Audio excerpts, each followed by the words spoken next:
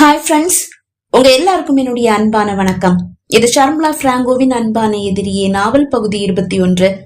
வாசிப்பது ஷர்மிளா பிராங்கோ. வாங்க ஃப்ரெண்ட்ஸ், தொடர்ந்து கதையை கேட்கலாம். மறுநாள் காலை கலைவாணியை அவள் வீட்டில் விட்டுவிட்டு விடை பெறும் நேரம் அனல்வேந்தனின் விழிகள் நனைந்தது. சட்டென்று விழிகளை இழுத்து கலைவாணியின் அப்பா மீது பதித்தவன், அங்கள் ஏன்னு தெரியல, கலையை அவளுடைய பெத்தவங்க கிட்டதான் விட்டுட்டு போறேன்னு தெரிஞ்சும் அவளுக்கு இங்க பாதுகாப்பு இல்லன்னு மனசு எச்சரிக்குது.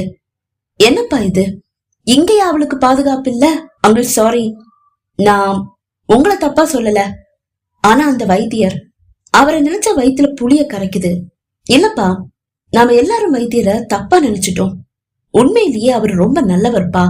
கலையின் அப்பாவின் வார்த்தைகள் அனல்வேந்தனின் மனதில் பீதியை விதைத்தது. அங்கிள், அந்த வைத்தியரை நான் நம்பல, என்னால நம்ப முடியல. அதுக்கு தகுந்த ஆதாரம் என்கிட்ட இல்லாம இருக்கலாம். ஆனா என்னுடைய அனுபவம் அவரை நம்பாதுன்னு தான் சொல்லுது. என் அனுபவம் தான் எனக்கு ஆசான். அவர் நல்லவர் இல்ல அங்கிள். அவரை வேணும்னா நீங்க நம்புங்க, ஆனா நான் நம்பல.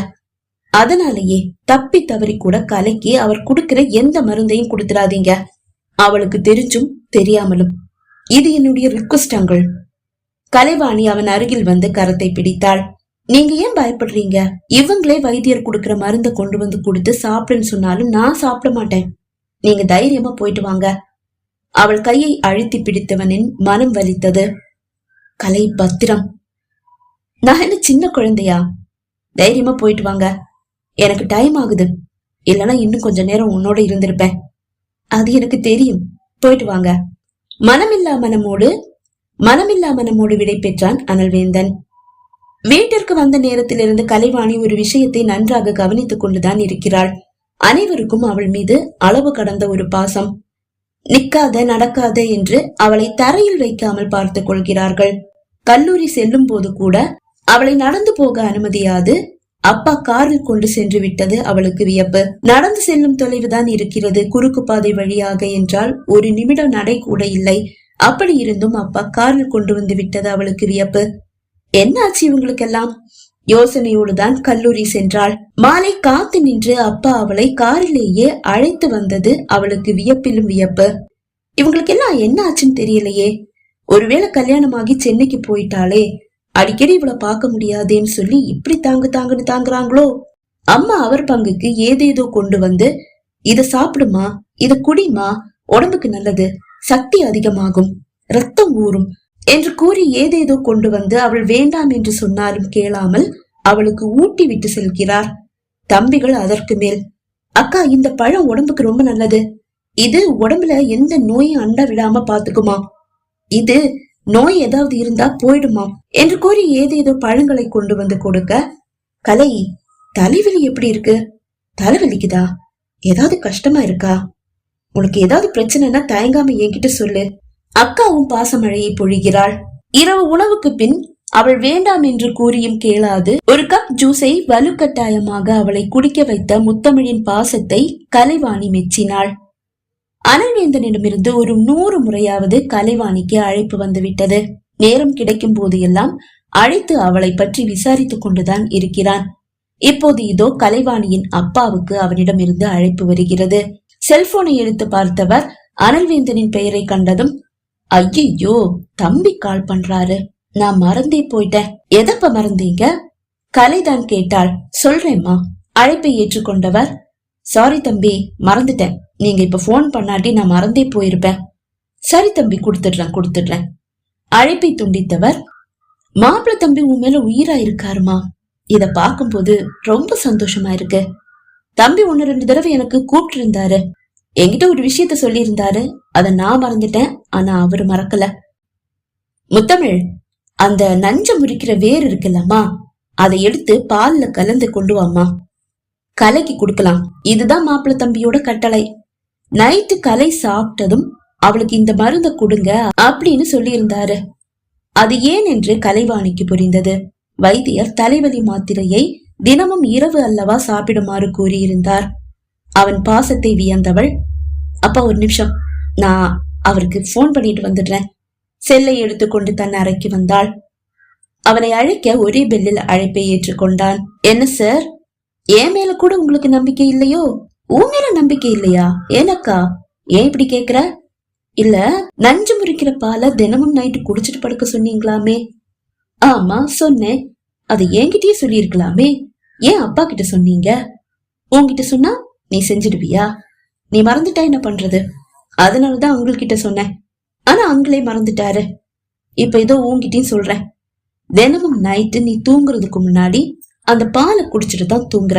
ஏன் அப்படி? உனக்கு தெரியாம உன்னுடைய உடம்புல நஞ்சு கலந்ததை என்னால மறக்க முடியுமா? அன்னைக்கு நான் உன்னை எழுந்திருப்பேன். அந்த வேர் தான் உன்னுடைய உயிரை காப்பாத்திச்சு. நம்ம 2 பேரையும் சேர்த்து வச்சிருக்கு. அதுக்கு நன்றி கடன் பண்ண வேண்டாமா?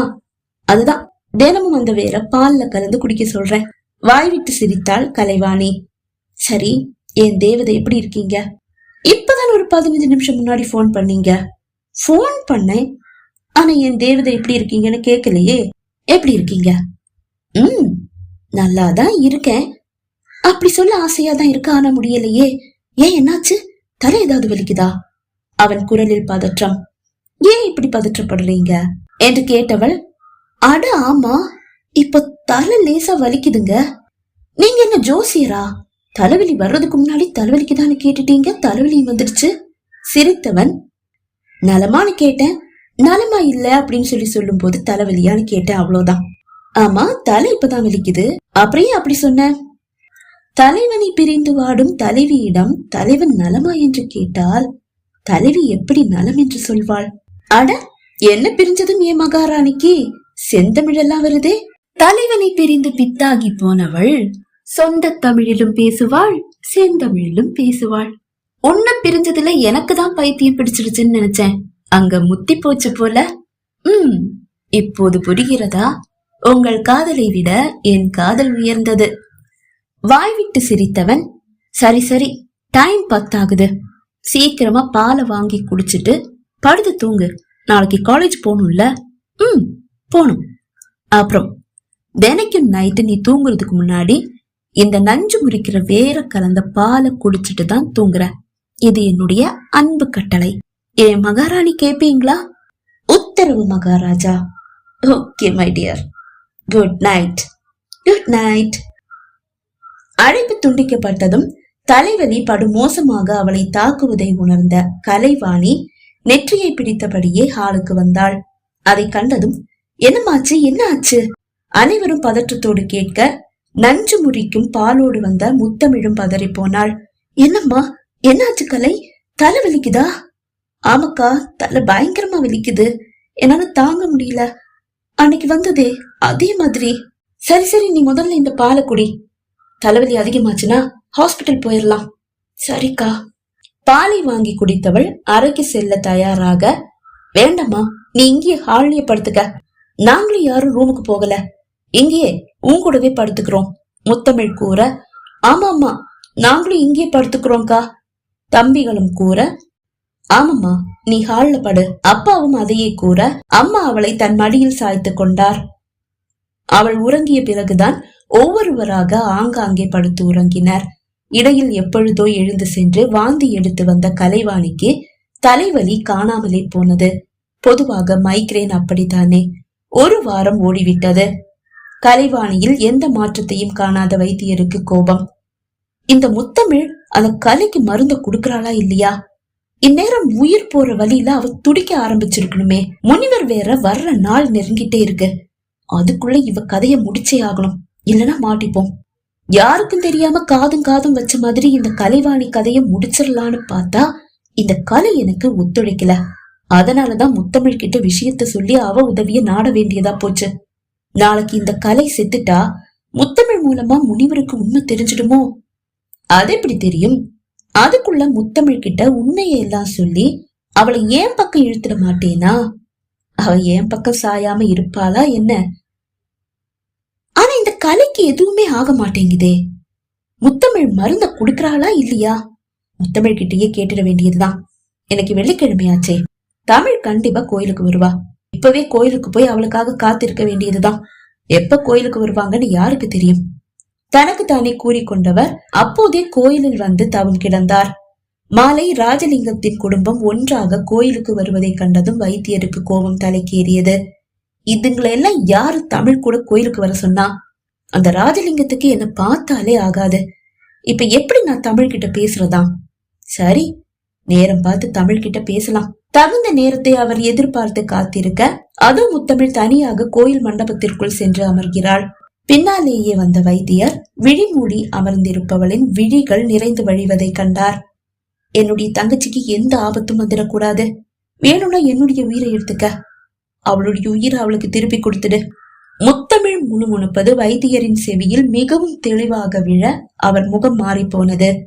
முத்தமிழ் அவள் பிரார்த்தனையை தடை செய்ய வேண்டும் என்ற எண்ணத்தோடு தான் அழைத்தார். விழிகளை திறந்தவள் முன்னால் நிற்கும் வைத்தியரை வியப்போடு பார்த்தாள். என்ன அங்கிள், நீ கலைக்கு மருந்து குடுக்கிறியா இல்லையா? குடுக்கிறேன் அங்கிள். அப்புறம் எப்படிமா அவளுக்கு நோய் உச்சத்தை தொடாம இருக்கு? நான் சொன்னேன்ல, நோய் உச்சத்தை தொட்டதுக்கு அப்புறமா தான் குறைய ஆரம்பிக்கும். மருந்த நீ குடுக்கிறியா இல்லையா? நான் மருந்து குடுத்துட்டு தான் இருக்கேன் அங்கிள். நைட்டு தானே குடுக்கற. நீங்க மருந்தை என்கிட்ட குடுக்கும் போது நைட்டு தான் குடுக்கணும்னு சொல்ல மறந்துட்டீங்க. அப்புறமா வீடு தேடி வந்து நைட்டு தான் குடுக்கணும், சாப்பாடெல்லாம் சாப்பிட்டதுக்கு அப்புறமா தூங்குறதுக்கு முன்னாடி குடுக்கணும் அப்படின்னு வந்து சொல்லிட்டு போனீங்களே அங்கிள். அத நான் மறப்பேனா? ஆனா மருந்து வேலை செய்யற மாதிரி தெரியலையம்மா. சரியா 8 நாள் ஆயிடுச்சு. சரி, மருந்து சாப்பிட்ட பிறகு அவளுக்கு வேற ஏதாவது சாப்பிட கொடுக்கறீங்களா? சந்தேகமாக வைத்தியர் கேட்க, ஆமா அங்கிள், நம்ம முனிவர் கொடுத்த நஞ்சு முறிக்கிற வேர் இருக்குது வீட்டுல. அத தினமும் நைட்டு பால்ல கலந்து அவளுக்கு குடுக்கறோம். கிழிஞ்சது போ. அதையும் அவளுக்கு குடுக்கறீங்க? அப்படி கொடுத்தா மருந்து வேலை செய்யாது. கோபமாக அவர் கத்த, அங்கிள் இது மண்டபம், சைலண்டா உட்கார்ந்து பிரார்த்தனை பண்ற இடம். மன்னிச்சிடுமா, ஏதோ ஆதங்கத்துல கத்திட்டேன். ஆமா, நீங்க ஏன் நஞ்சு முறிக்கிற வேற அவளுக்கு கொடுக்க வேண்டாம்னு சொல்றீங்க? நீங்க கொடுத்தது மருந்தா இல்ல விஷமா? முத்தமிழுக்கு சந்தேகமே வந்து விட்டது. பதறி போனவர், ஐயோ நீ அம்மா இப்படி எல்லாம் சந்தேகப்படுற? நான் கொடுத்தது மருந்துதான், அதுல உனக்கு எந்த சந்தேகமும் வேண்டாம். அப்புறம் ஏன் நஞ்சு முறிக்கிற வேற கொடுக்க கூடாதுன்னு சொல்றீங்க? இது மூலிகை மருந்துமா, அது ஒரு மூலிகை தான். ஒரே நேரத்துல 2 மூலிகைய குடுக்க கூடாது. கொடுத்தா ஒண்ணுதான் வேலை செய்யும். முதல்ல குடுக்கறதுதான் வேலை செய்யும். புரியுதா? அவ நோய் குணமாகணும்னு உனக்கு ஆசை இருக்கா இல்லையா? ஆசை இருக்காங்கள்.